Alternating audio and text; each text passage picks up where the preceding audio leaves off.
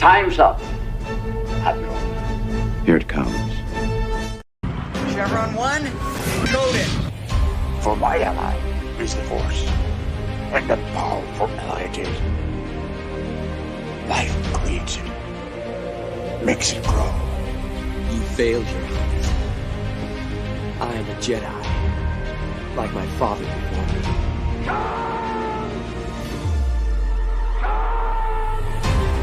Cry havoc, and let's set the dogs of war.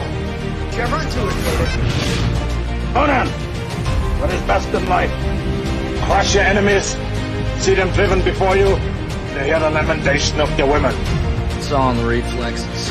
I'll also say that you're heavy into martial arts, Tai Chi and all that killer stuff. I suppose we have to register you as a lethal weapon. Chevron 3 encoded. And somebody ought to belt you in the mouth. But I won't. I won't. The hell I will. Chevron 4 encoded. Do you expect me to talk? No, Mr. Bond, I expect you to die. Chevron 5 encoded. You take the blue pill. The story ends. You wake up in your bed and believe whatever you want to. You take the red pill. You stay in Wonderland. And I show you how deep the rabbit hole goes. Chevron 6 encoded. That's why you can't, little boy. Back off, man. I'm a scientist. You shall not pass! I thought I'd die fighting side by side with an elf. What about side by side with a friend? A day may come when the courage of men fails, when we forsake our friends and break all bonds of fellowship. But it is not this day.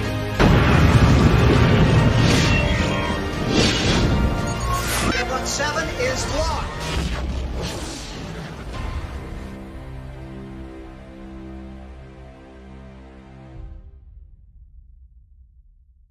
I want you to be nice until it's time to not be nice. Ooh. Welcome to Saturday Night Drive-In, where we just want to sit back and have a good time watching movies that were fun. Watching movies when they were actually made to entertain us, not to lecture at us. And that's what we're here to do. I am joined, as always, by my current only main co-host, Jed, the Hollywood scholar, fresh off the road, exhausted beyond belief, but here anyway. Unlike last Sunday, but that's fine. All right, how you doing, Jed? I'm doing great. Happy to be here. This is my first time watching a Swayze movie where he's the main character, and I had no idea what I was getting into this movie. As I went through, I'm like, oh, no, it's this type of movie. No, it's that type of movie.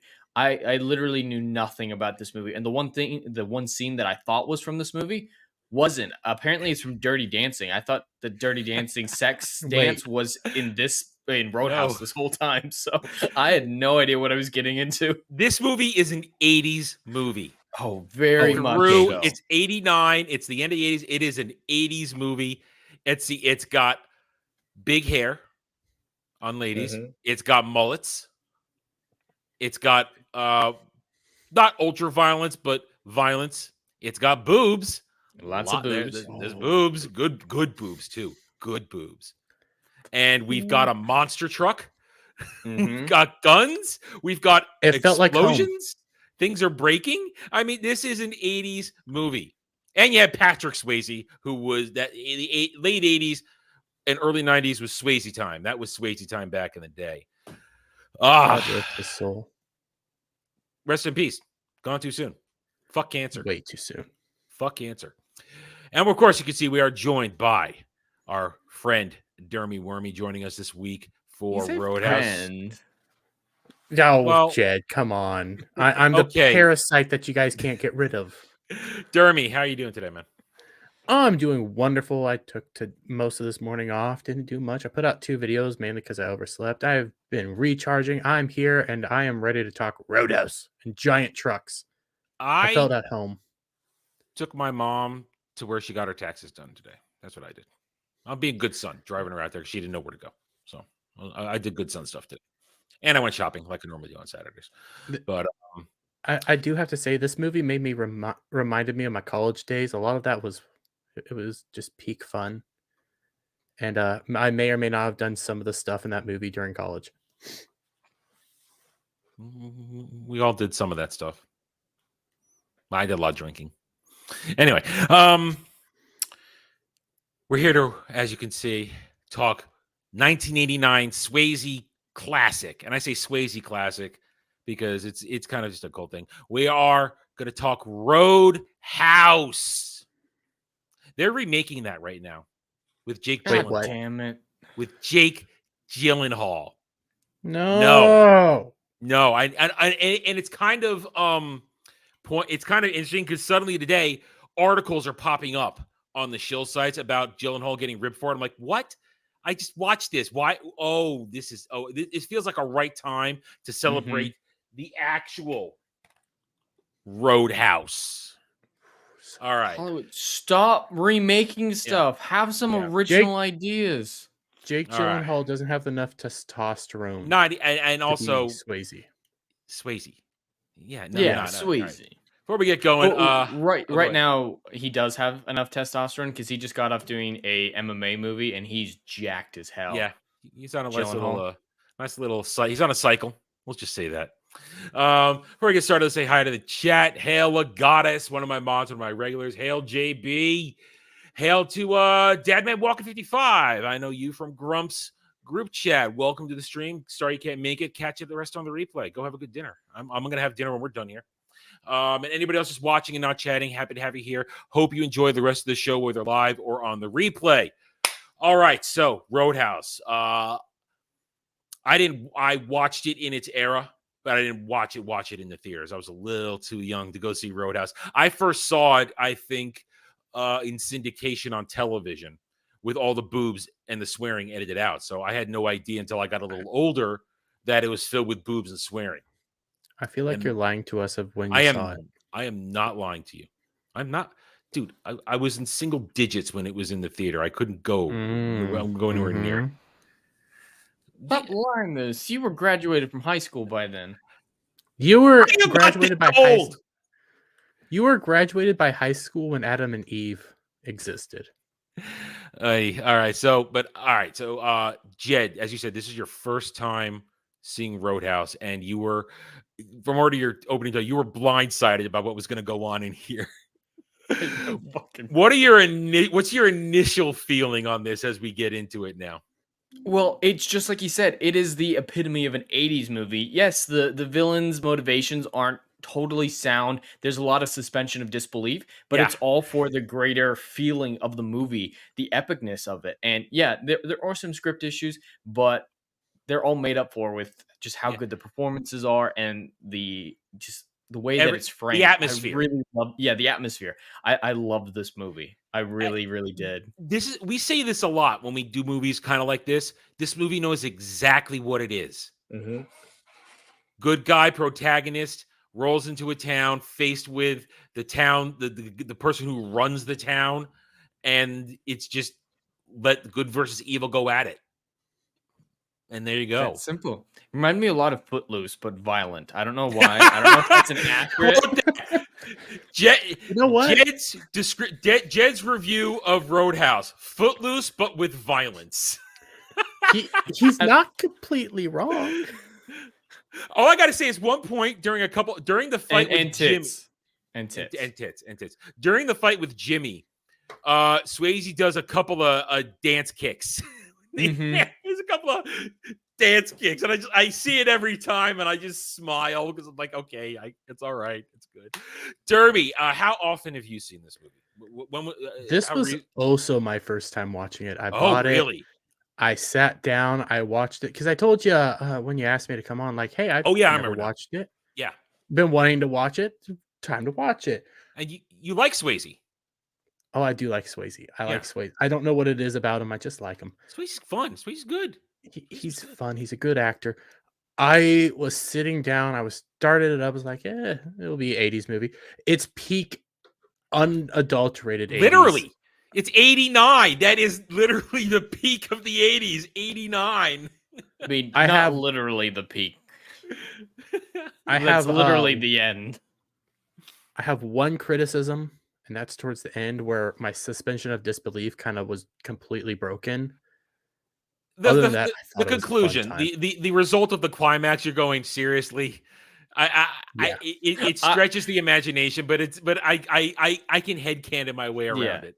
I was a little bit worried about that ending, about accepting it, just like you're saying. But as soon as the guy said a polar bear fell on me, I was laughing too hard to give I a know, it's shit. like, Yeah.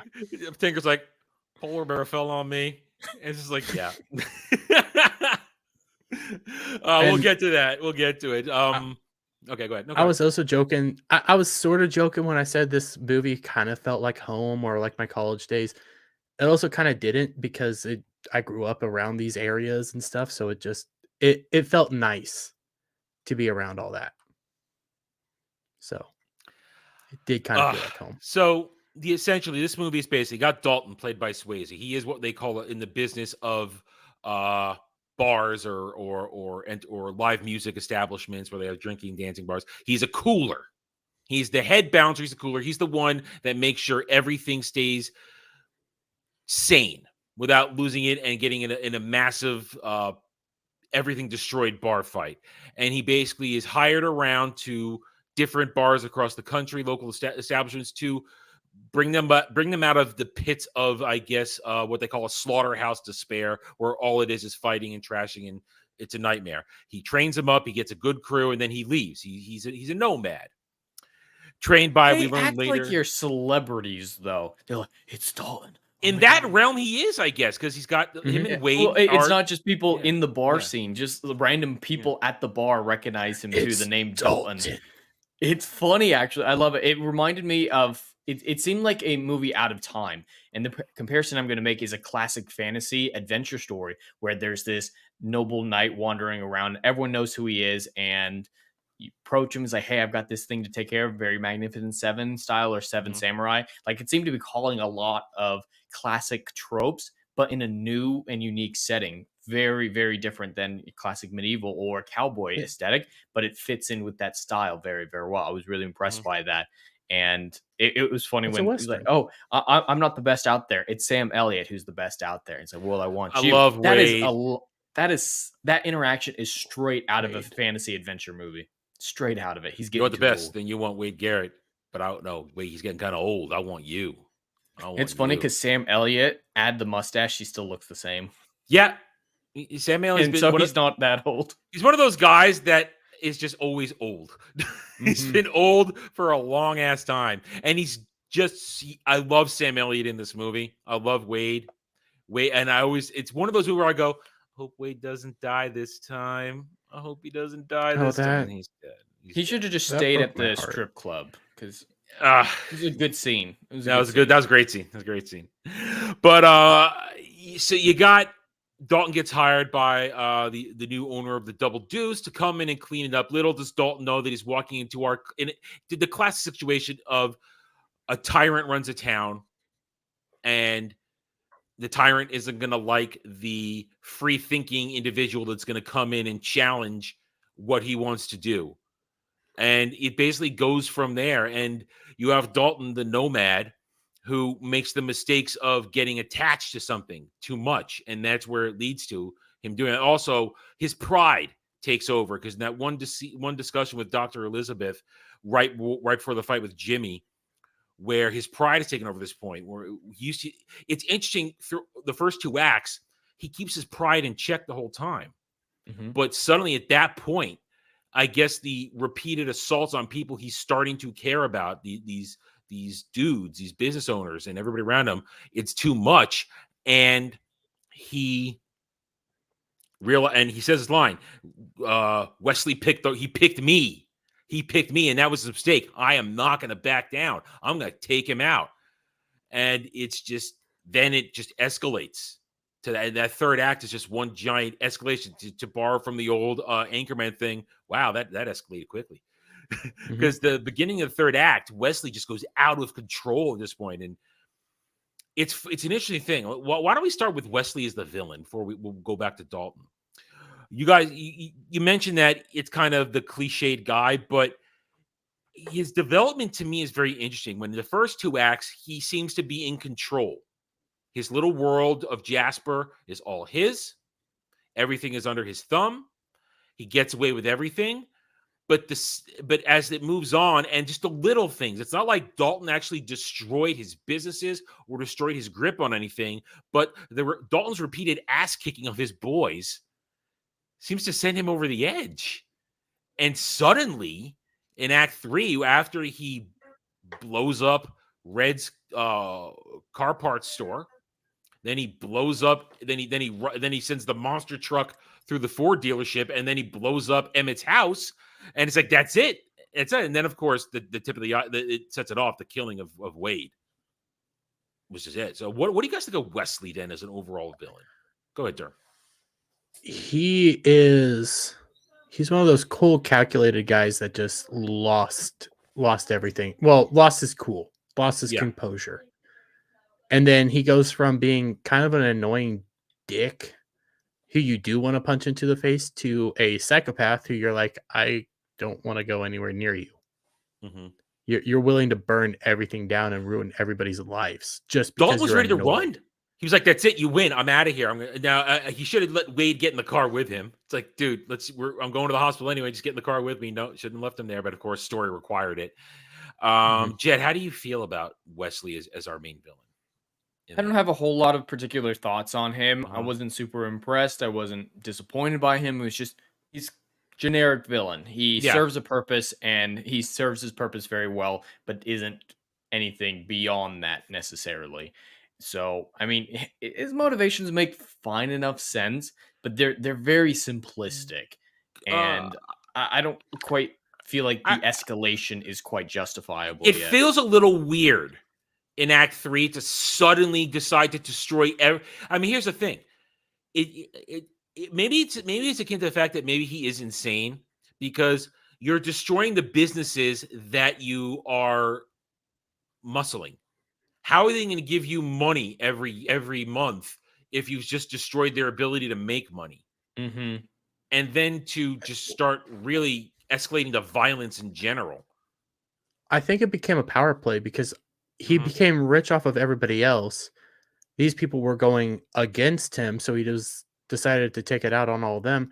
But he also makes a comment when he and Dalton goes over to his place for the first time. You see his, I guess, girlfriend or wife's face, Denise. and how Denise. You see Denise's face, and that he's not.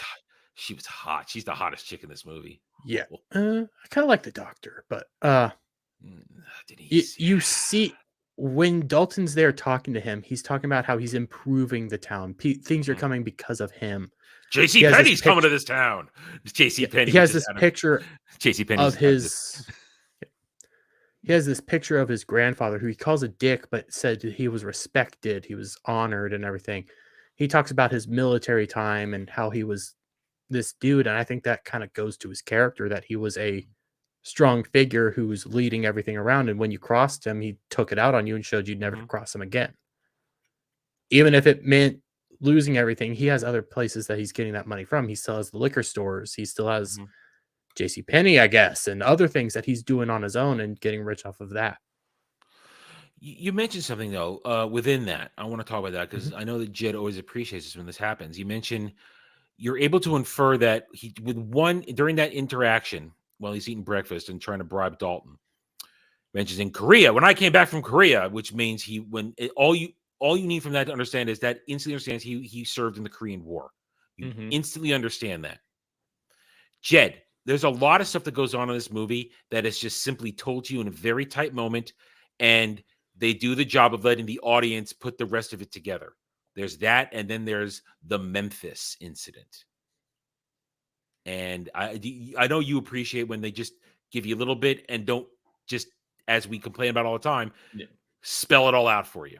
Right. No, I 100% agree. This movie had some great moments like that, and probably my favorite scene in the movie was actually Dalton's introduction, and it is rife with that stuff that they're talking about. He barely says a line before he quits the club that he's currently at. You can just see the way that he's overlooking the room. He's not drinking. He's keeping an eye on everything. The way he interacts with the the rowdy boys, it's like this is his priority. He's going to be nice. You learn a lot about his personality without him saying anything. He abandons the guys outside. He's not ego driven. He doesn't need to prove that he's the better fighter than those two dudes. And he's just very much on point business related. And he wants to leave because he's done his job. He's nomadic. And he barely says a line in those first 5-10 minutes of his introduction. And yet I know everything I need to know about his character for the entirety of the movie. It was so subtly done, and I really appreciate that. A lot of that comes down to the performance of Swayze and the, I believe it was Dennis, I can't remember, the new club owner that he goes to Kansas City with. Their interaction, Patrick Swayze, that when I realized how great of an actor he is, because I've only ever seen Swayze in Point Break, and yeah, he's great in that, but he doesn't have a moment to shine like he did in just that scene with such great writing that encapsulates so much character development into so finite a space of time, yet is completely understandable. And yeah, it's there. This, like I said, the movie is rife with it, and that's a great introduction scene. You get everything. And my favorite thing is the I mentioned the Memphis thing. We learn in one thing. Heard you killed a guy, Memphis. Okay, killed a guy. But then later on, when he's talking with Wade, we get just that little bit of more. He was having a relationship with a woman who didn't tell him she was married, and a guy, and then you can see he has a problem with it. And then Wade says, when a man pulls a gun on you, you got two choices: you die or you kill the motherfucker. And it's just like, okay, so it was self-defense. And then you can see it, but I love it. Oh, that's all you get from it, and that's all you understand again about his character. He does what he does, but he doesn't get joy out of hurting people. And when he kills somebody, it's out of self-defense, which is why, again, there's so many setups and payoffs in this. One, I'm going to list a couple here. And Jed, Jeremy, you guys fill in the other ones you spotted. One, when he's describing how to fight people, the biggest guy in the world, you take him out at the knee, he'll go down like anybody else. How many times everybody gets taken out at the knees? Even the final fight against Wesley, he takes him out at the knee to gain the final advantage. It's like, there it is. Other thing, the payoff of, again, the killing a guy. It's going to be in self-defense. When he's fighting Jimmy, he hasn't killed him yet, but he only goes for it when Jimmy pulls the gun on him.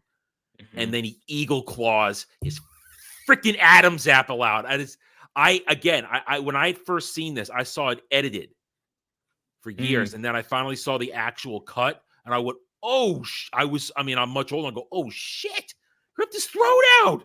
That's badass. He eagle clawed his freaking throat out. But then when he's fighting Wesley and he's overcome with his berserker rage, he has him and he's got the eagle claw ready to go. But then he doesn't do it because at that point, it's murder. It's not self-defense. So he's able to hold back. But there's setup and payoff. And I love good setups and payoffs. And again, to me, the ultimate payoff there is that I, like everybody else, each of the other business owners in town, each basically Murphy, they Murphy Wesley at the end there. Each take a shot. It's just like, I love that. I do. Even though it's so freaking out there of them doing and getting away with it. But so I really enjoy that kind of stuff. I really enjoy all those little parts in this movie. Let's see. So we're talking about Dalton then. Jed, you walked us into it, his description. How do you feel about his evolution throughout the movie in this situation he's in? I think it's very subtly done and all makes sense. There's not a moment in the movie where I thought, I don't see why he would make that decision. The entire movie, I was like, yes, this makes sense with what's been previously established. Even once he got more violent, like you're just talking about, it was primarily after the death of Sam Elliott's character. Prior to that, he was still being restrained. He was still very confident and determined to do what he had to do. But as soon as Sam Elliott died, everything was off the rails because that was the one person that he really stayed connected to. It seemed like the one person father that figure. Exactly. The one person he didn't go nomadic running away from every so often. It's the only consistent part of his life. And so it was probably his anchor. He was probably his anchor through all of that. And so, yeah, it's very, very well done. I'm just, with his development, I like the romance aspect of it with the doctor. I just don't fully buy her forgiveness of him. And then everything's just hunky-dory at the very end. Her character is the weakest for me in this movie Mhm. because one, she's a slut. When Oh, she goes uber slut. when she goes to see him on that second date and goes back to his apartment with him, she's not wearing any underwear. She was not wearing underwear when they began. When he pulls up her, she's not wearing any underwear. No, She I went there noticed. she went there completely with that in mind. And I think is she's got the weakest development as far as I'm concerned because I can understand Dalton falling for her because Mhm. suddenly it's a connection thing and it's one of those nomadic themes of somebody I've instantly clicked with and that's part of the nomad finding roots trope. So I can get that, but her falling that much for him that quickly, it didn't feel good. And also I didn't like the chemistry between them. Yeah. I didn't the chemistry wasn't there for me. Yeah, if she was just, this strange man is hot, I want to bone him, and that was all she was thinking about, Yeah. sure, that makes sense. All good there. But then they heavily imply and straight up say that, yeah, she's in love with him now. It's like, just like you're Yeah. saying, I don't really buy that from what And- we've been shown. And her outburst right before the fight with Jimmy, who's gonna save them from you? That to me, that's one of the few lines in the movie that doesn't quite hit for me because wait a minute, Dalton hasn't done anything wrong here. He tried to avoid all of this. I don't know why do they need saving from him? I mean, that just her character is the only thing that's always a little off for me in this movie. I mean, but Jeremy, how do you feel about this? About her? As her character and compare as the love interest of Dalton. Do you feel it There's fits? there's a moment where I kind of think it does fit when he goes to the doctor's office. They're a little back and forth, just building on each other. The fact that she's Red's daughter and he's been having kind of a growing relationship. Niece? Thought they were daughter. No, niece. Well, he's been having kind of a growing relationship with a lot of people throughout town. So maybe his name's kind of growing. That it kind of makes sense that maybe she does fall for him. A handsome dude that she falls for. What I don't understand is how she gets so angry and hateful. Yeah. Once he has to defend himself in self-defense. Once he has to off somebody in self-defense, it's immediately, wait, you hate him? You didn't even talk to him like what the hell happened? You're right after he immediately kills done with Jimmy, she just F's off. It was like, wait a minute. The guy you saw, he pulled a gun on him. She was there when it happened. She saw the incident. I mean, it was complete. She didn't see the gun, but you watched as this dude literally just lit up the older guy's I can't remember his name. Emmett. Yeah. Emmett's house and literally blew it up. And you're mad that he had to fight and kill him in self-defense. You're mad at this. We all knew that this dude was crazy and a bad dude. Well, Jimmy fucked like guys like him in prison. Yeah. That was all right. I wasn't sure if I'd heard that right. It's like, you heard it right. That's got to be too crazy. They didn't actually say that. No. He said it. He said, "I wait for it every time in the movie." Like fuck guys like you in prison. When you establish that she's been there for a long time, she's had relations with Wesley and stuff like that. She knows this area. You would think she could probably put two and two together and know that Dalton was forced to do that. He had no choice to defend himself. But you act like this is outrageous. You had to fight to defend yourself. And I didn't like that. Yeah. And so their whole shut up, Wesley. Yeah. Wrong show. Wrong show. No, it's her thing is it's one of the few things that doesn't really work for me in this movie. The Doc's character is the only one of the few that don't work for me. But everything else does character-wise. Dalton's character, I like his evolution. It works for me. The slow burn, the growing attachment, and then the continually piling on by Wesley as he loses his mind, and the killing of Wade is just the pushing over the edge. Oh, Wade. And it's just it's just and let's just and I just love it how then suddenly it's all business. I take out every one of your dudes. Every one of your dudes gets taken out. And I really do enjoy it where he kills the guy who killed Wade with his own knife and says, Tails again. Gink. No, it's good. It's good stuff. Let's slip into then Wade. Sam Elliott. Let's not slip into Wade. No, you know what I mean. No, Let's Jed slide wants over. Wade to slip into him. Let's slide over to Wade. Oh, listen, And I which know of you. us I know is interested in someone named Heron. Listen, I know you guys probably enjoyed the Swayze man-ass moments and moment. There was one Swayze man-ass moment. Listen, this movie was made in the 80s. Swayze was a sex symbol at this point. Every girl I knew at that point, since Dirty Dancing, they were hot and bothered for Swayze back then. It was all about Swayze. How many times does he have his shirt off in this movie? Sweaty, working out, doing kata, then it's all over the place. Sex scenes. It's equal opportunity. Oh yeah. We got our putting in your man ass and your topless men as long as I get my titties. We got our cheesecake. The girls got their beefcake. Everybody was happy. Everybody wins. They had a lot of pretty girls in this movie when they were topless. A lot of pretty girls. I appreciate that. But Not yeah, so much when they weren't topless. The chick was Denise was still looking good in that dress, in those dresses. She was still looking good. But again, let's slide over to Wade as Sam Elliott. Sam Elliott delivers a Sam Elliott performance. Always rock solid. Always the man in the room. It's like you really Sam Elliott has that presence of whenever he's around other guys, those dudes, but he's a man. He is a man among boys in the room. And Wade is just, I love Wade's attitude. Even if he was the one that said, we need to get out of here. This isn't our fight. And it's not cowardly. It's just, it's the concept of, it's not our fight. Yeah. You're making a mistake being invested there. And when they get in there, when they go to see Doc, he goes, oh, I fucking knew it. You've got a piece of ass. And that's why you're acting like a little bitch. You got a piece of ass here. You don't want to let it go. But here's an example of how good a well-constructed character is. We see Wade for about 15, 20 minutes in Act 2. And then he's dead.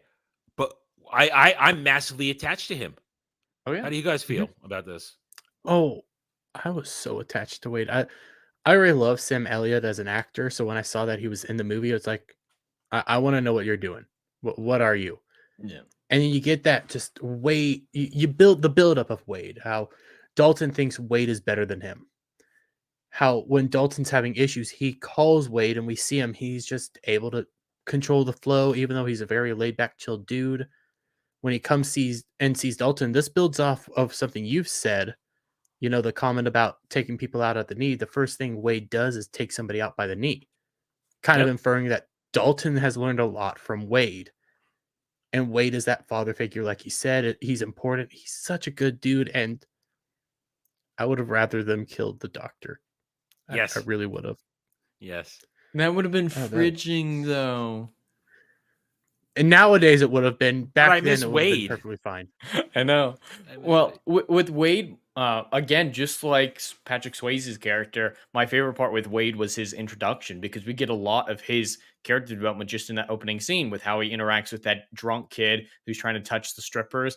He's still very kind with them, but very firm. The strippers obviously trust him and smile down at him.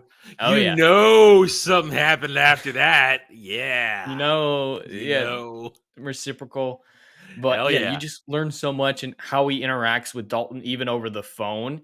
It's all great. Sam Elliott is just a phenomenal actor, so he is able to portray that all in just his performance, just like Patrick Swayze. It's really a testament to how juggernaut level these actors were, especially at this time.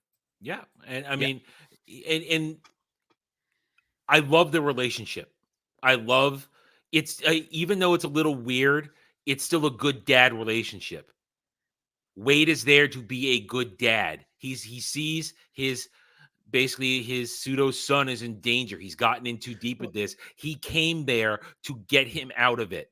It's like he heard something in that phone call.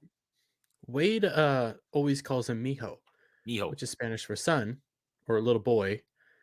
And you can also infer because he grew up in New Mexico and that he just has that notion, but he always calls him Mijo. He calls Dalton Mijo. It shows that they have a better connection than everybody else, and Dalton does care about him. Well, So- I love it that they have that relationship. Again, I love good dad stuff. I do, and I love it when it's done well, not just slapped in there like an Avatar, apparently. But you get the most emotion out of Swayze, out of Dalton, and it's a powerful moment when you watch it when he has to pull the dagger, the knife out of Wade's body because he's just like, I realize that once he does that, it's over for a lot of reasons because he doesn't want to violate essentially his father's body, but he has to get that knife out because he doesn't want to leave it in there because it's an affront. And then, of course, when he pulls the knife out, the trickle of blood down the tattoo, it's powerful. And of course, then the knife is used for vengeance, which I'm all for. I'm all about the vengeance when it's appropriate.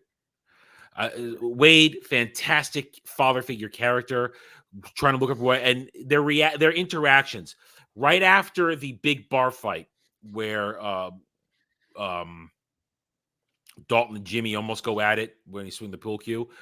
When they're having that talk, and Dalton's working out, and Wade comes to visit, and he's just hot-headed. I think he turns around, throws that punch. When he catches his fist, that's badass 101. That's badass father figure 101. It's just, you don't want to do this. You do not want to do this with me right now. And he just talks him down, and the good dad stuff, making him see the light. And I love it. I love it when it's there, and I love it when it's done well. Oh, let's see. Those are the main that's basically the main cast of characters. Dalton, Wade, Doc, and Wesley. And there's there's another main cast member. The musician. I feel like maybe he's the bard, I guess. Yeah, there's not really anything about him. There's really not much of a character there. What I say is he is that friendly face that allowed Dalton to instantly get a little bit of comfort zone when he came there, seeing he's got a buddy, someone he knows is good, someone he can get the information on. It's like, oh, there's an old friend. I can get an instant lay of the land. And I mean, he doesn't get much character development. Jed's right. He's just kind of there, and he's part of the support system for Dalton. But the major characters that we get are the four that we mentioned. They get the most development, and the story revolves around them. And they're trigger points for when things happen. And when things happen, let's go over again. Excuse me, the hiccups.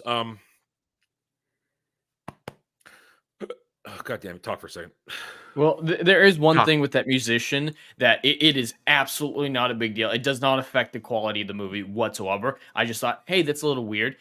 When Dalton said it's going to get worse before it gets better, like the next night after that, they've taken down the chicken wire around the musicians, and they're free to get attacked.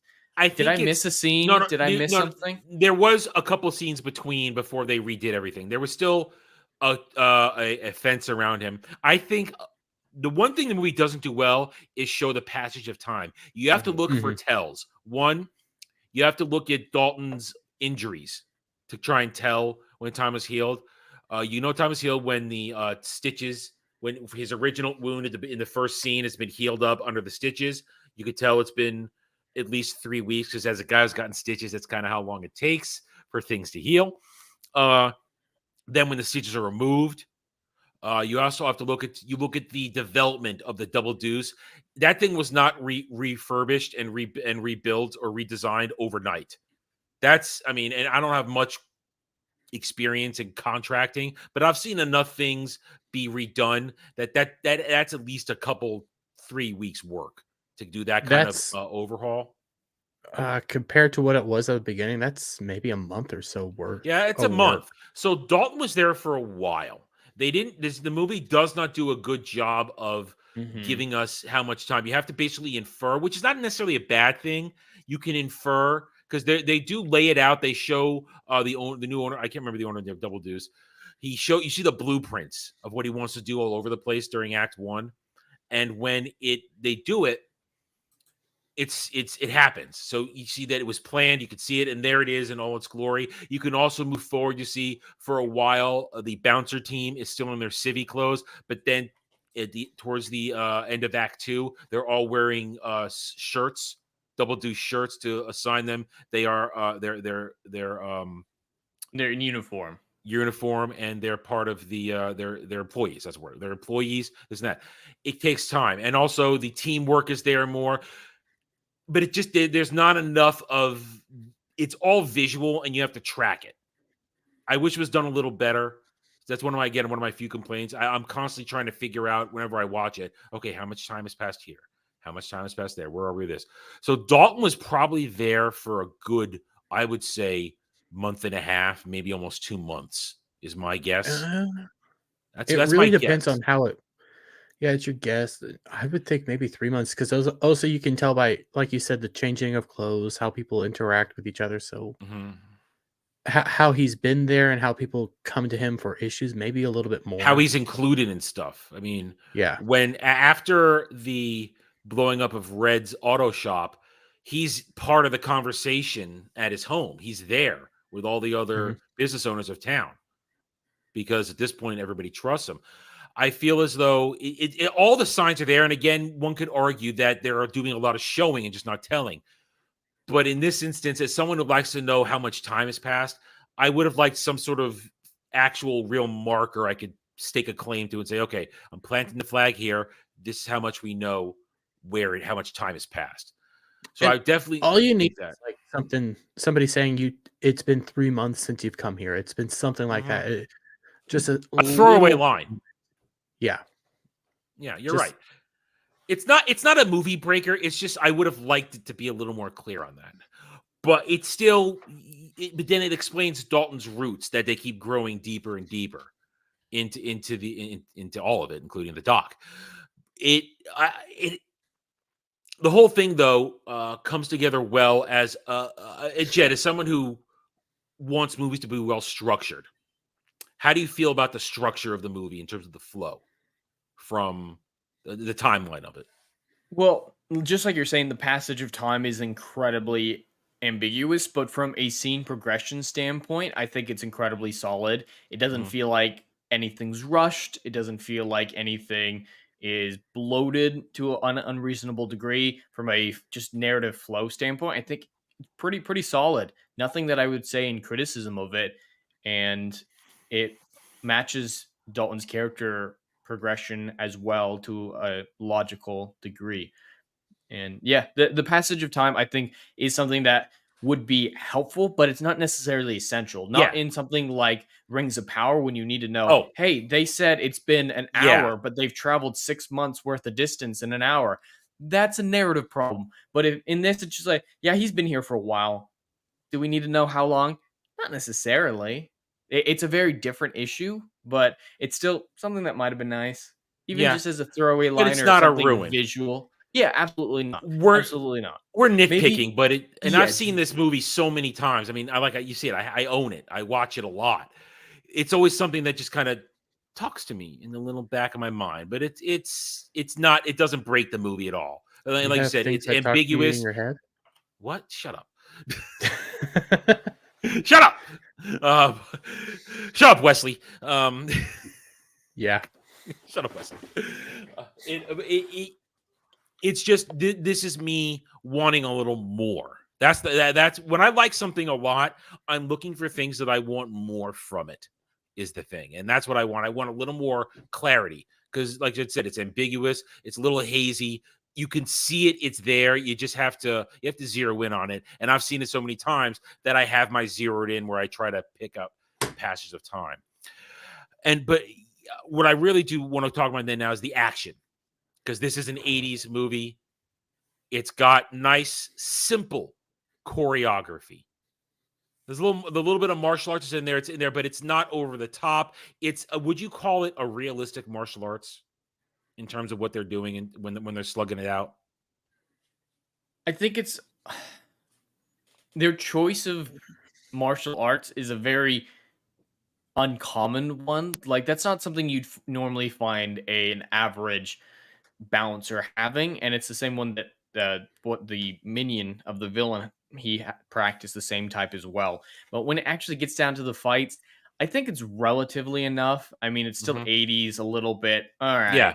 He's clearly not that strong, but in terms of just, it's average. It's average in realism, not average in presentation and epicness, but it's about average in realness, I'd say. You're not your suspension of disbelief is not broken by it, because what I appreciate in the fight scenes is that people get bloodied and beat up. It's not just, oh, he's just taking a bunch of hits and he's not hurt at all. No, everybody gets bloodied the hell up and they're hurt. Well, it is pure 80s, like Jed was talking about. They are over the top. You have two very large, obese men able to do martial arts pretty darn well. And these aren't the brightest bulbs in the bunch there. But they're I don't able think to handle Tinker was themselves. doing any martial arts. He kicked a guy in the nuts at one point. That's all he Well, when he was first introduced, he was punching around and stuff. And he doing was what swinging. needed to He do. was swinging. He kicked a guy in the nuts. A lot of nut kicking in this movie. A lot of nut shots. Wade's introduction first fight, when he's fighting that 7-foot dude, he just gives a punch right to his dick. And it's like, yes! There's a punch right to the dick. The great equalizer. But see, that to me, that's why I like it. That's the realism. In a real fight, you're going to go for the great equalizer. You're going to go for the knee, and you're going to punch a guy in the dick, because that's going to fucking hurt, and it's going to knock him out for a second and stun him, and then you can wail on him. I like that realism aspect of it. You're not doing anything fancy. It's like, boom, dick punch, you're out. You also want to quickly, before they get back up, you want to quickly take them out, because they're going to be angry. Oh, he took him out. Wade took him out. Took all those guys out. Wade. Wade. I like the action. The action is nice and clean. Even the fight against Wesley at the end, even though Dalton should have complete superiority, the way they do it, after he takes that flesh wound in the arm, he's hurt. He took a couple shots here and there, and Wesley's using weapons. I like that Wesley evens the odds by using weapons, beating him with a stick and punching him and kicking him, trying to kick him in the nuts. I mean, it's good. It's realistic. And then, of course, Dalton does get the advantage, like he should, in a straight-up fisticuffs. I think then we should talk about the ending, since we're there. We're talking about that. The final battle. The final battle where Dalton assaults Wesley's compound. He takes everybody out. That's fine. I'm fine. It's I love it. It's the end result that is that stretches. And again, I love this movie. I own it. I've watched it many times. The fact that they can Murphy him with those shotguns, and the cop is not even remotely affected by this. Nobody is going to, essentially, from what we can tell, nobody is going to prison over this. Now, the only way I can headcanon my way around this is because they mentioned earlier that Wesley owned the cops. And that perhaps with him dead, they realized, okay, we can be free of this now. And we're just going to sweep this all under the rug and pretend it never happened, even though Jimmy's body is still floating down the river as we speak. So how do you guys feel about this at the end? You want to go first, Jed? Well, I think a lot of my comments have already been said. It's a tad unbelievable how it all works out, but the saving grace of the scene is a polar bear fell on me. It just was a distraction, and so I think that scene needed a distraction, and so it was a well-timed joke. See, using comedy for actual purpose instead of a Marvel movie just to fill a quota. My issue with the scene isn't the fact that the doc comes running in. I could headcanon my way saying that she realized that he's gone off the deep end and rushed that spot. My problem is everybody else showing up. All the other store owners showing up. Why? Because out of nowhere they're there. He probably called Red, and then he called everybody else. He called in some backup. They're all there, already down below. Yeah. Ready to fire at him. Nobody saw them coming. He didn't see them coming. Well, everybody's dead at that point except for Dalton, Wesley, and Tinker. Everybody else is dead. Dalton didn't see them. Wesley didn't see them, and they're all in front of Wesley in that positioning and everything. I'm like, where did you guys come from? That trophy room has a lot of angles to it and a lot of places to come around to. They could have cut that. That was a weird design trophy room. It's not one giant room. It's got a lot of little rooms. So they might have come out of other areas. I could be fine with that scene if they just told me where they came from. Because them just randomly appearing. See, I've never thought of that. That has never occurred to me. My biggest problem is the whole they just Murphy this guy and but no repercussions. But it's not also like they just like turn a corner and they're there. They're there. They're all of a sudden just there. It's like, where did you come from? Just give me that little bit of where did you guys come from? And I'd be perfectly fine with that scene. It could be some of the most ridiculous thing. It could be, like you said, the doc called for them, but they're just there ready to fire.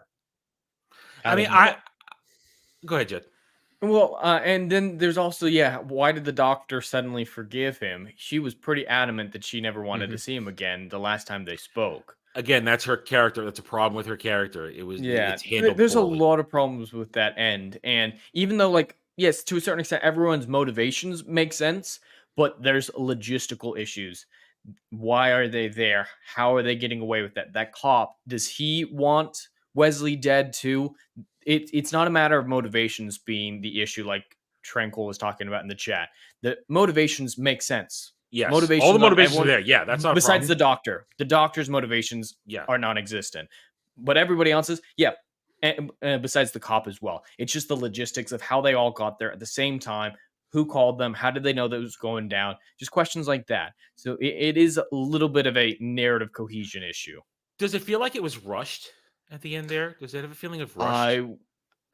It wouldn't surprise me. It would not surprise me. It was going so smoothly, and I think they just had to end it, and they didn't want to end it because it did feel. I didn't want it to end. I was enjoying that movie. Here's how. Again today. I put on my critical cap, my thinking cap, my reviewing cap, and watching it this afternoon. And I thought of something. What would have been a better romantic storyline? It would have played much better instead of making Denise an all-out whore from the very moment she sees Dalton in the beginning, saying "Let's fuck." It would have been better if she had been in the Doc's position of the good girl who got caught up with a crazy dude. And especially when you see that he beats her at that one point. It would have been better if she had more of the archetype of the Doc and been the love interest of Dalton. And then that's part of his motivation, too, of there to get her out of there as well. To me, that would have been a better fit. And I think those actors have better chemistry too than the doctor. And that would make a lot more sense from a villain perspective. Hey, this woman I feel very possessive over, she's fallen in love with the handsome stranger. That helps his motivation quite a bit at the same time. He had an obsession over the Doc, Wesley did, because I think it was a never had situation. Because somebody mentions he was obsessed with her, but she didn't really give in to him. But she used to be married, so if he was going to go full violent, it might have happened previously. Yeah, so I think it would make more sense if Denise was the love interest in the. It would have made a lot more sense out of the movie completely, get rid of a lot of narrative issues, and fix a lot of other ones. It would have been. I think today it really struck me when I was watching it. It would have made a lot more sense if they didn't make Denise a whore, and they had her be the Doc's personality and a kept woman who's being abused. And that would have played into the hero savior thing. It would have made a lot more. I really said it would have made a lot more sense of that. And I wonder if there isn't a version out there where she was that, because it doesn't make sense to have her be beaten and Dalton not, and just have her show that and not have any repercussions later on when he sees her being beaten. That feels out of place. Like maybe it was in another version of the script or something. Go ahead, Jordan. It kind of felt like they were setting that up too, just how she was always there watching him, how she was interacting with him, how they were kind of building that up, how Dalton, when he was in his room, looked across the way and saw that she's with Wesley, how, you got the beating, how she was getting pulled away. you have all this stuff that kind of feels like they were building that, but decided to put in the Doctor instead. Mustang, when I say another cut, I mean another version, not just director. I mean maybe another previous draft. A previous draft. Thank you, Jed, for the term there. A previous draft. But because they made a director's cut that was 10 seconds different. What the fuck? Mustang would know. He knows this shit. So I'm not the only one that gets that feeling that it would have been a better story if Denise had been the main love interest and not a slut. No, a whore. Doc was a slut. Denise was a whore. You don't get up and do a dance on a stage and get half naked if you're not a complete thing. Hey, it's a great scene. Those are real too. I thought they were fake the first time. No, shoot those off. They had that real slope to them. I was paying very close attention. You're gonna judge the curvature of tits now? That's what this show is. Dane's not here, so somebody has to. They didn't protrude too much. Those were 100% real. They looked real to me. Of course, this is a long time ago. I cannot go and judge for myself with her, but all I have is that visual evidence, and they looked real, and the courage. I mean, like I said, Dane's not here. I don't know, but this is. Well, if she looks like Nancy Pelosi right now, then maybe this is over 30 years ago. I don't think they're going to look exactly the same. She's probably not dead, but they're not going to look like that anymore. But it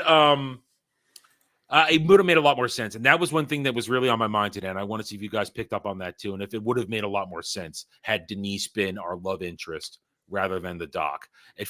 Honestly, it almost feels like the Doc is a stapled on element to this movie. It really does. She doesn't fit cohesively with anything. She's just randomly there. The only scene that she's propelling is the sex scene. Mm-hmm. That's the only scene that requires her presence. You had it. I felt like they didn't know who they wanted to be the love interest. Because when we first show up, we have Denise. Kind of looked like Denise and him were going to have a thing, but then you also had the barmaid who was walking around together with the barmaid. She just was happy to get a nice piece of mayonnaise. I like seeing her. She's from Gilmore Girls. It was pretty funny seeing her. Did you spot in the beginning scene? Did you spot Lita from Babylon 5 in the opening scene? I think so. No. Yeah, she's the girl that gets kicked over by the guy who wants to fight Dalton, and then Dalton doesn't fight him. She was the girl in the bar gets knocked over. I could not tell. That was her. Well, that was her. I see. When I bring up the barmaid and everything, that I was thinking they were going to that 80s trend of the girl next door, the girl you don't suspect, who might be a little annoying, but she's actually a really sweetheart. And they were playing with all these ideas, but it just feels like they didn't know who they wanted the love interest to be. I think they just decided we'll just go. But she comes in pretty late into the movie. The Doctor, she's end of Act 1. End of Act 1. Yeah, Denise we've had before then. Yeah, she's there the first scene in the Double Deuce. She's there and she spots Dalton when he walks in. It's just there was so much there that felt like Denise was supposed to be more of a character than she turned out to be. And I think it would have been a better movie if she had been the love interest. I'm gonna die on that mountain, die on that hill. All right, it's towards the end here. Music, nothing really to say. It's music of the era, and a couple oldies thrown in there. The soundtrack is not really a soundtrack. It's just kind of music of the time. The music. Let me take that back. The music doesn't elevate or lower thing. It's atmospheric. It's scene oriented. And the couple of intense moments during fights, it's just there. It's part of it. It doesn't really add or subtract anything as far as I'm concerned. Therefore, it doesn't really play a role in my rating. Excuse me, this week. It's because it was the blind guy that does a lot of it. It is country music for the most part, country style for a bar and everything like that. Roadhouse music with an 80s. Roadhouse. Roadhouse country 80s road bar music, like country rock, that kind of stuff. I love it. I love country rock. Yeah, it's so good. It's the proper atmosphere, but to me, it's not really adding or subtracting because it's a bar. You expect there to be live music. That's part of the whole thing. Therefore, it's not elevating the movie for me because it's supposed to be there. For me, music as soundtracks was to elevate scenes, and those are just there. So I'm not really doesn't take away anything up or away from that for me. Other than that, you guys have anything else you want to add? I'm looking Denise up right now, and damn, she's still fine. She still got it? Still high and tight? All right, then. Nice. Kelly Lynch, according to Mustang. Yeah, that's the doctor. Julie Michaels is this one. Oh, okay. So no. The chick who played Kelly Lynch, the doctor, she never did it for me in any of the movies I saw her in. It really did it for me. All right. So since it was my week, you guys have anything else you want to add before we score? No, I don't think so. It's just the epitome of an 80s movie, and it excels at being that. Yep. And it's fun. It's back when they understood that there was this particular section of movies that they could make and just make a little bit of a nice tidy profit and then get sales on home movies. And if they're lucky, it gets cult status. Like this movie has cult status. This is a cult classic. People love this movie and they just enjoy it. And I knew what it is. And also you think about it. I was thinking about this today too. Gee, the special effects budget in this movie, we blew up some cars, we fired off some fake guns, and we broke a lot of furniture. The end. There's your Pretty special cheap. effects. Yeah. Man, and we don't have we had a good giant time. explosion. Well, we have giant explosions, but we Giant don't have explosions. Yeah. Because we don't have Marvel explosions. A couple big explosions, a couple house fires, but that's it. And that's real too. It's a lot easier to just build a cheap house out of plywood and set it on fire for a single scene. Plan it out perfectly, get everything just right. Boom, one take, you're done. Then hundreds of hours of too expensive CGI that ends up looking like shit and doesn't match up to a real fire.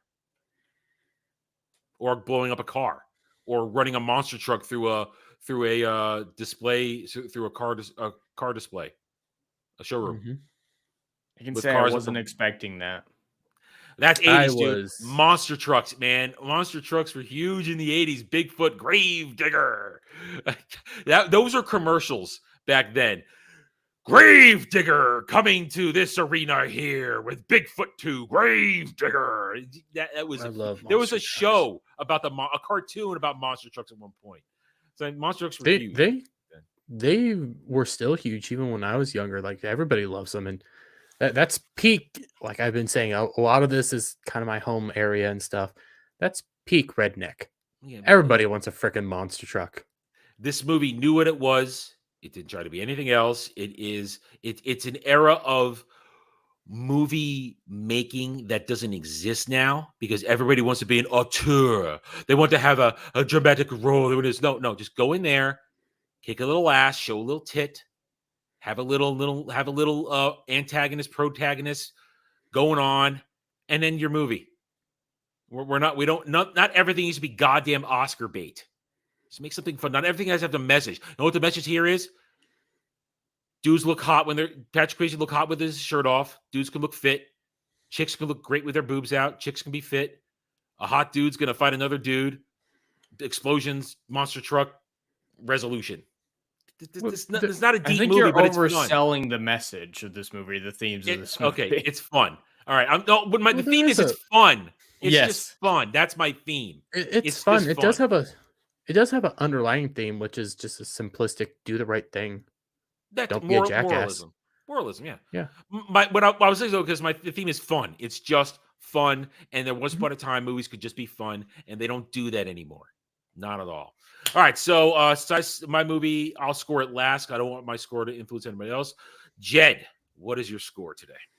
Well, a lot of my score is affected by those simple scenes that I mentioned that just give everything we need about Dalton and Wade's character development in just a scene. Those scenes make a big difference for me. But inversely, we also have the stuff at the end that doesn't particularly make any sense. Mm-hmm. So balancing it all out with a simplistic plot, I give it a 7.5. Mm-hmm. All right, Durham. I would sit it at maybe an 8.5 or 9, but then there's that ending. That just bothers me. So I'm giving it a 7.5 as well, because all you need is maybe one or two short scenes that I could have been fine with that, but they just come out of nowhere and it bothers me. Well, we are 3 of a kind tonight. I also 7.5 it out of 10 for the same reasons, basically. I enjoy the hell out of this movie every time. But when I look at it with the reviewer cap on, and now with the revelation that Denise should have been the female romantic interest, it takes it away a little bit. Just it chips away at it. And also the Doc being just a completely useless character. Not at all the right fit. So I also it's 7 to 5.5 out of 10. So there we go. 3 of a kind. That's the first time where all 3 panelists, we've all had the same score on a movie on the show before. It's the first time for that. All right, then. Jed, have you picked a movie for next week yet? I have. It's an incredibly topical, or one might say tropical movie that's very relevant currently, and the best goddamn comedy there's ever been. And that is 2007's Ben Stiller and blackface Robert Downey Jr.'s Tropic Thunder with a fat ass Tom Cruise. The movie is fucking fantastic. I could be honest, I've never seen it in its entirety, so you're gonna get my hot take on it. I beat him. I recently watched it last week. I fucking love it. So you're gonna get this week. You're gonna get a fresh take from me on something I haven't completely seen. I've seen parts of it, never the whole thing. I also could say I've chosen our movie for 2 weeks from now. We okay with me announcing it now? Is that cool, everybody? You're the boss. I am the boss, I guess. Okay. In 2 weeks, I believe it is March. Let me check the date. On March 18th. On March 18th. So next week. On March 18th, we are going to be doing Diggstown. James Woods, Lou Gossett Jr. I love that movie. Diggstown, good movie. I know Jed hasn't seen it before, so I've already asked him that. So mark your calendars. Next week is Tropic Thunder, and March 18th, we are doing Diggstown, one of my favorites. All right, guys. I want to thank both Jed and Dermy for being here. Dermy, thanks for joining us this week. Always happy to have you here. I'm always happy to come on and hang out with you guys. Yes, John Cream, we did that. She was his niece. We did mention that. And chat, we love you. We are happy. We hope you enjoyed it. I hope anybody watching this on the replay has a good time. And when you're watching on the replay, remember, please hit that like button. Help me out with the algorithm, and leave a comment below if you have something to say. Other than that, we are happy to have had you here tonight, and we hope you join us next week with who knows who will be here. We never know. We are still trying to find our third permanent panelist, and always opening the door for our friends to join us. So thanks again, everybody, for being here. And until next time, take it easy, everybody. Chevron 1, coded. For my ally is the Force, and the powerful ally it is. Life creates it, makes it grow. You failed your hunt. I am a Jedi, like my father before me.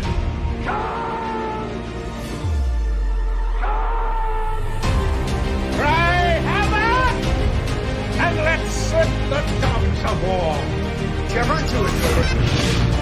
Conan, what is best in life? Crush your enemies, see them driven before you, to hear the lamentation of your women. It's all in the reflexes. Well, I'll also say that you're heavy into martial arts, Tai Chi, and all that killer stuff. I suppose we have to register you as a lethal weapon. Chevron 3 encoded. And somebody ought to belt you in the mouth. But I won't. The hell I will. Chevron 4 encoded. Do you expect me to talk? No, Mr. Bond, I expect you to die. Chevron 5 encoded. You take the blue pill. The story ends. You wake up in your bed and believe whatever you want to. You take the red pill. You stay in Wonderland. And I show you how deep the rabbit hole goes. Chevron 6 encoded. Not while you can, little boy. Great Scott. Back off, man. I'm a scientist. You shall not pass! I thought I'd die fighting side by side with Al. What about side by side with a friend? A day may come when the courage of men fails, when we forsake our friends and break all bonds of fellowship. But it is not this day.